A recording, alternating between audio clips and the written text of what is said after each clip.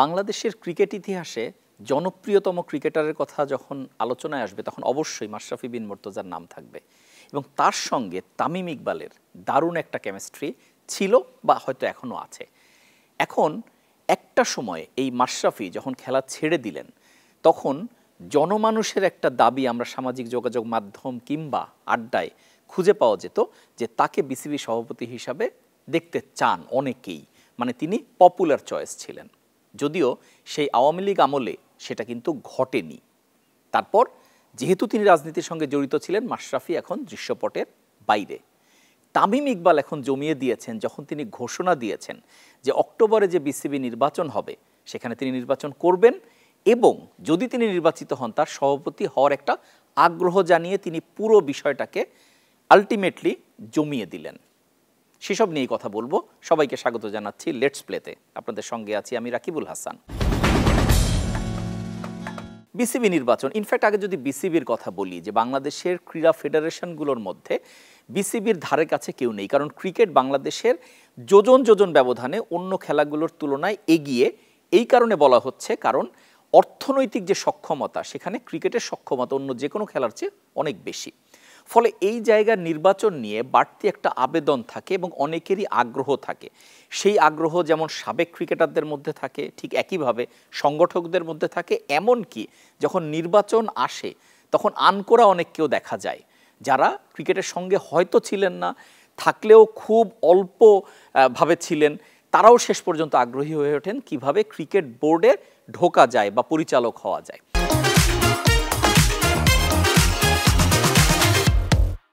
এখন যখন অক্টোবরে নির্বাচন এবং এটা যেহেতু কোনো রাজনৈতিক আমল নয়, বর্তমানে একটি তত্ত্বাবধায়ক সরকার চলছে, এরকম একটা সময় নির্বাচন, ফলে এই জায়গার নির্বাচনটা কেমন হয় ক্রিকেট বোর্ডে সেটা নিয়ে একটা বড় প্রশ্ন আছে এবং সবার আগ্রহেরও জায়গা আছে।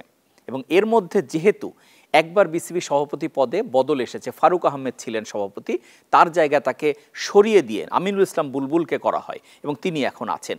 এর মধ্যে নির্বাচনের আগে বুলবুল যেমন জানিয়ে দিয়েছেন যে তিনি নির্বাচন করতে আগ্রহী নন, কিন্তু তারও আগ্রহ আছে সভাপতি হওয়ার ব্যাপারে, মানে তার টি-20 ইনিংসটাকে টেস্ট ইনিংসে লম্বা করার ক্ষেত্রে। তবে তিনি ভরসা করছেন যে যেহেতু কনস্টিটিউশনে আছে যে পরিচালকদের মধ্যে 2 জন পরিচালক জাতীয় ক্রীড়া পরিষদ এনএসসি মনোনীত হবেন, যেভাবে তিনি এখন বোর্ডে আছেন আমিনুল ইসলাম বুলবুল, ফলে সেই মনোনীত হিসাবে যদি তিনি আবার আসেন তারপর যদি পরিচালকরা ভোট দিয়ে তাকে সভাপতি নির্বাচন করেন তিনি তার আগ্রহ আছে। এর পাশাপাশি যে ফারুক আহমেদকে সরিয়ে দেওয়া হয়েছে তিনিও নির্বাচন করার ব্যাপারে আগ্রহী, কারণ তার তো এখন নির্বাচন করে আসা ছাড়া আর কোনো পথ নেই। আগে তিনি মনোনীত ছিলেন, সেই মনোনীত তাকে সরিয়েই আমিনুল ইসলাম বুলবুলকে নিয়ে আসা হয়েছে, ফলে তাকে নির্বাচন করতে হবে, তারও একটা আগ্রহ আছে। ফলে ক্যান্ডিডেট কয়জন দাঁড়িয়ে গেল? প্রথমে যদি ফারুক আহমেদের কথা বলি, তারপর আমিনুল ইসলাম বুলবুল, এখন তামিম ইকবাল। এর বাইরেও কেউ আছেন কিনা বা সামনের দিনগুলোতে বের হবে কিনা? একজন সম্ভাব্য প্রার্থী ছিলেন যিনি শেষ পর্যন্ত ঘোষণা করেছেন যে তিনি নির্বাচনই করবেন না এবার, তিনি হচ্ছেন মাহবুব আনাম, যিনি দীর্ঘদিন 2 যুগেরও বেশি সময় ধরে ক্রিকেট বোর্ডের সঙ্গে যুক্ত হয়ে আছেন, অনেক বিতর্কিত, সমালোচিত, আবার তার অবদানও কম নয়। সব কিছু মিলে একটা মিশ্র ক্যারেক্টার ছিলেন মানে কি এখনও আছেন বোর্ডে, কিন্তু তিনি আর নির্বাচন করবেন না এমনটা জানিয়ে দিয়েছেন মাহবুব আনাম। ফলে তিনি যখন সরে দাঁড়ালেন তখন কিন্তু একজন ক্যান্ডিডেট, মানে সম্ভাব্য ক্যান্ডিডেট কিন্তু কমে যায়। এখন যে 3 জন আছে 3 জনই সাবেক ক্রিকেটার। এখন হঠাৎ করে এই যে আবেদনটা বেশি বাড়িয়ে দিলেন তামিম ইকবাল, কি বলেছেন তিনি খুব যৌক্তিক কিছু কথা বলেছেন যে নির্বাচন যখন আসে, ক্রিকেট বোর্ডই বলেন বা বাংলাদেশের যে কোনো নির্বাচন, ইশতেহারে দেখা যায় প্রতিশ্রুতির বন্যা এবং এত কিছু বলা হয় শেষ পর্যন্ত তার একটা বড় অংশই আর বাস্তবায়ন হয় না। কিন্তু তামিম ইকবাল বলছেন যে একজন ব্যক্তি যখন সভাপতি হবেন বা বিসিবিতে আসবেন তার যে মেয়াদকাল, এই মেয়াদকালে অনেক কিছু করার সুযোগ নেই। আবার ক্রিকেটে উন্নতির জন্য অনেক কিছু করারও প্রয়োজন নেই। কিছু বেসিক পয়েন্টকে তিনি হাইলাইট করেছেন এবং যেগুলো খুবই যৌক্তিক। তার 3টি পয়েন্ট আছে, যে পয়েন্টের একটি হচ্ছে যে বাংলাদেশের ক্রিকেটের অনেক টাকা, এফডিআর এর কথা শোনা যায় 1300 কোটি টাকা এফডিআর, কিন্তু বাংলাদেশের প্র্যাকটিস ফ্যাসিলিটি ডেভেলপ করেনি। এখনও যখন ঢাকা প্রিমিয়ার লিগ হয় কিংবা বিপিএল হয়, বিসিবির পাশে একাডেমি মাঠে একই সঙ্গে 4-5টা দল অনুশীলন করে, এক দল অনুশীলন করে, এক দল অপেক্ষায় থাকে। যখন বিদেশি দল আসে, যদি কখনো একাধিক দল আসে, তখন সেটা সামলাতে হিমশিম খেতে হয় এবং একটি মাঠের উপর কি পরিমাণ চাপ পড়ে, একাডেমি মাঠ এবং অ্যাজ ওয়েল অ্যাজ যখন মিরপুরের মূল মাঠে সেই অনুশীলনগুলো হয়। ফলে এই যে প্র্যাকটিস ডেভেলপমেন্টের যে বিষয়টা সেটা কখনোই আলোচনায় আসে না।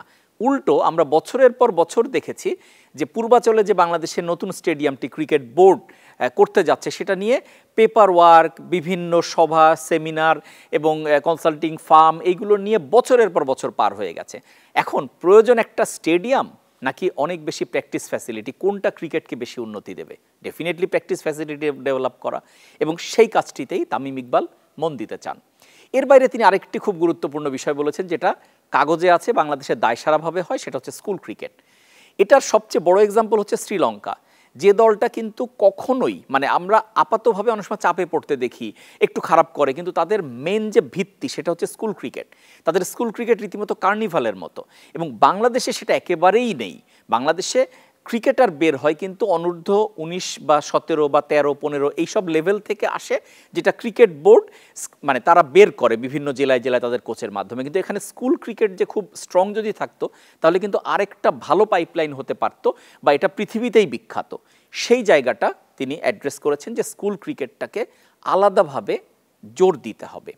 এবং তার পাশাপাশি সবশেষ যে তিনি বিষয়টা, যেটাকে আসলে আলটিমেটলি সবাই বলেন যে ক্রিকেট বোর্ডের এক ধরনের যে স্বচ্ছতা, এই স্বচ্ছতাটা বলা হয় মৌখিকভাবে যে আছে বা সব কিছু থাকে, একটা হিসাব নিকাশ দেওয়া হয়, এজিএম হয়, কিন্তু সেগুলো কিন্তু খুব স্পষ্ট হয় না। অনেক সময় অনেক বিষয় প্রশ্ন থেকে যায়, সেই প্রশ্নগুলোর উত্তর পাওয়া যায় না।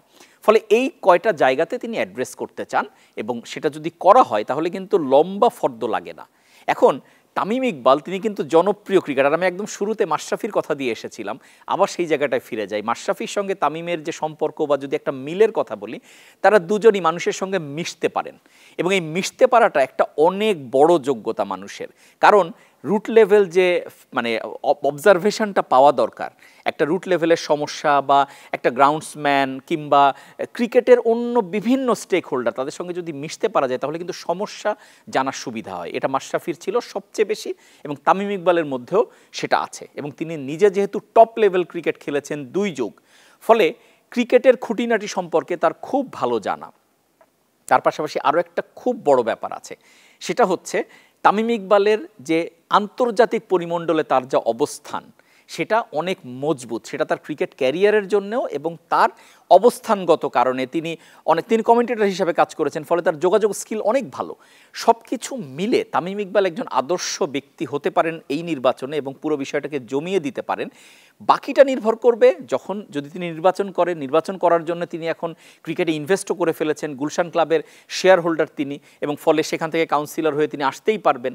এবং তারপর নির্বাচন করলে যদি তিনি নির্বাচিত হন, তারপরে পরিচালকদের ভোটে তাকে সভাপতি হতে হবে। সেই জায়গাটা কি হবে, সেই হিসাব নিকাশ কি হবে, সেটা আসলে এখনই বলা সম্ভব না। তামিম নিজেও সেটা বলেছেন যে সভাপতি হব কিনা সেটা তো এখনই বলা যায় না, তবে আমি নির্বাচন করব এবার। ফলে এই বিষয়টাকে এক হিসাবে সাধুবাদ জানাতেই হয়, কারণ বাংলাদেশ ক্রিকেটে এখন পরপর দুজন, যদি আমরা বলি সাবেক অধিনায়কের নেতৃত্ব, ফারুক আহমেদ এবং আমিনুল ইসলাম বুলবুল, তাদেরকে আমরা পেয়েছি, এবং তারপর তামিম ইকবাল যখন এটা আসবে তখন এটা অন্য লেভেলে চলে যাবে যদি সেটা ঘটে। তবে তারও আগে অনেক কিছু পরিষ্কার হতে হবে যে বিসিবির এই নির্বাচন নিয়ে কি হচ্ছে, কবে হচ্ছে, এবং কারা নির্বাচন করবেন, সেই বিষয়গুলো পরিষ্কার হবে। খুব বেশি দূরে নেই, কারণ আগামীকালই বিসিবি সভা আছে সিলেটে, অনেক দিন পর ঢাকার বাইরে কোনো সভা হবে, সেখানে বিসিবির এই নির্বাচন নিয়ে বিস্তর আলাপ হবে। সেই বিস্তর আলাপের মধ্যে অনেক কিছু হয়তো আমাদের সামনে পরিষ্কারও হয়ে যাবে।